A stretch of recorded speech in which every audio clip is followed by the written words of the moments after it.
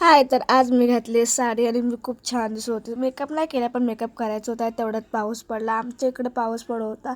दिवाळीमध्ये पडला आणि नवरात्रीमध्ये पडत होता पाऊस. काय यार, मूड ऑफ केला. सगळं फोटोशूट करायचा होता, पण हा पाऊस पडला. सगळं आमच्या इथं ओलं ओलं झालं. मूड ऑफच गेला. पण जाऊन दे, सोडू दे.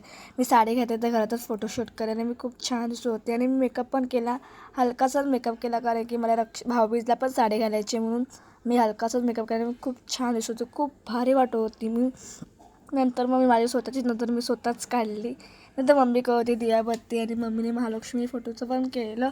खूप भारी वाटत होतं, खूपच छान वाटत होतं. सगळं मम्मीने ठेवलेलं. आणि मी खालच्या घरी गेली तर खालच्या घरी बघा, ही माझी पागल बहीण, माझे काका आणि माझा बारका भाव आणि माझ्या काकीने पण खूप छान केलं. खूप भारी वाटत होती. माझी काकी बघा ते छान दिसते, खूपच छान दिसते. तिनेच मला साडी घातली. आम्ही दोघं पण खूप छान दिसत होतो. शौंडागला बोलली मला पप्पी दे, मला पप्पी दे. त्याचे पप्पा होते ना, मग तो लाडामध्ये आलेला, मला पप्पी देते होते, त्यामध्ये सोडून द्या. तर व्हिडिओला लाईक शेअर सबस्क्राईब.